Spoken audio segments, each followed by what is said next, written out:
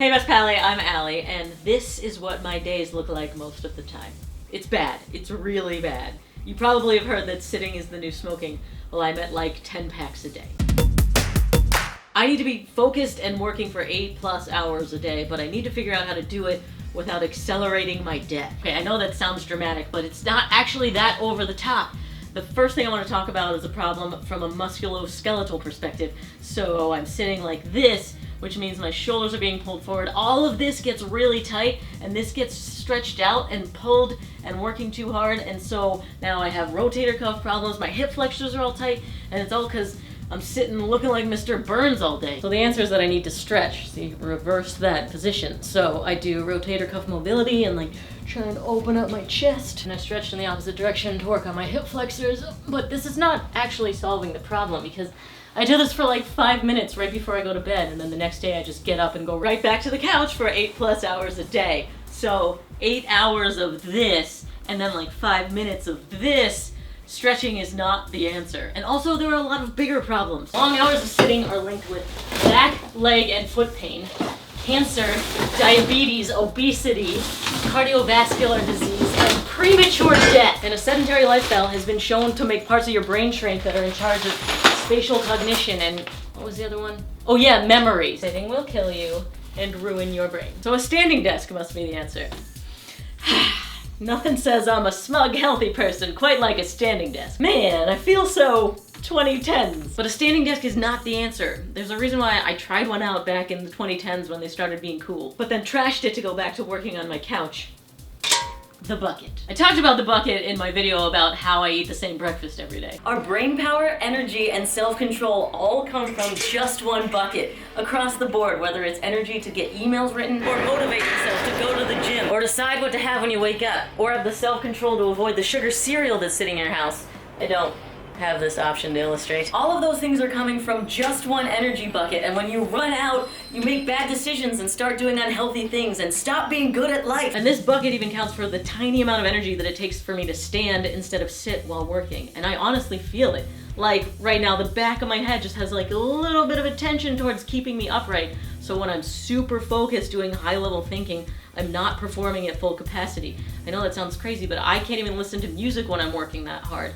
Although it seems to be fine standing whenever I'm doing like not that hard of a task. So I guess I need an adjustable desk to go from sitting with my full body's attention focused on work and standing for the easy stuff. So the standing desk is still the answer. Except nope, sitting is related to all those bad things I mentioned, but that doesn't mean that a standing desk would solve it. People were assuming that standing desks had benefits because that sitting is so bad for you, but that's not been proven. Like leg, back, foot pain, actually standing desks make that worse. I feel like I could have guessed that. Okay, so you're gonna fight obesity, diabetes, all that bad stuff by burning more calories a day. Well, it turns out that sitting burns 80 calories and standing burns 88. That means to burn off the calories in a carrot, you would have to use your new miracle standing desk for 3 hours. So yeah, that thing is not making you any fitter. Sitting will kill you, but standing will not save you. So what do I do? Well, walking is the answer. Just 30 minutes a day has been proven to improve your blood sugar.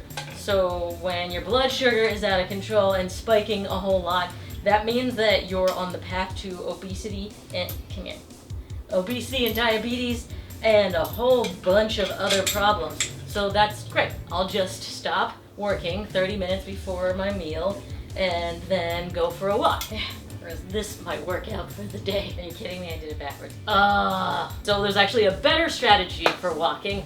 I've discovered from my own use of my continuous glucose monitor with levels that walking after a meal is significantly better than walking before for bringing down a spike in blood sugar. Come on, line up. Why aren't you working? Okay, I'm just gonna skip these 2 bullets. I'm sure it'll be fine. So walking is still the answer. I'm just gonna have to end work half an hour before I would eat, but then eat early and do a 30-minute walk after that. Wait a minute. Walking is still not the answer because that's cutting into my productivity. That's 30 minutes less computering every day. As much as I would like to pretend my grip will work, I guess I need a tool on this one. But I don't want to give up on walking just yet because there's another scenario that could be even better, and it's still just 30 minutes of walking a day. So I saw that it was way better to walk after a meal in terms of controlling your blood glucose. But if you walk 1 minute and 40 seconds every 30 minutes all day, that's significantly better than doing just one chunk after a meal. What? Hey, it's looking like a thing, kinda. What is this? So there's a study where they had 3 groups of people, and they're all doing 30 minutes of walking a day. One group had to do 30 minutes before eating, then another group had to do 30 minutes after eating, and then another group did what I said, the broken up all day, minute 40 every 30 minutes. And it turns out that third group, where they're not doing it in one big chunk, was way better at controlling their blood sugar. So that means that they're way healthier, and that is the optimal way to be improving your metabolism. You can fight being sedentary by breaking it up with short bursts throughout the day instead of doing one big chunk. So we are close to our answer, but it is not walking still, because no! I'm not gonna set an alarm and then go on 100-second walks every 30 minutes. Get in there. This is the biggest bolt I've had to do. Why is it harder? Let me just get these feetsies on, and we will have arrived at our true answer. Also, it's funny that it's dark now, so you guys can realize how long this took me trying to make it look effortless. Talking to you while parsing directions. There we go. Open up, buddy. Woohoo! Our true answer is a desk bike. Huh? Let me just give it a mouth for the first time. Ooh! Feels good, feels good. Okay, I'm gonna sit here and focus on hard work when I have to give it my full body attention. And then once in a while when I'm not doing anything that tough, I'll break it up intermittently with pedaling. This is nice, I like. And I haven't been biking a lot at all because there are no events. That's the only reason I ever bike, is to get somewhere. I only multitask.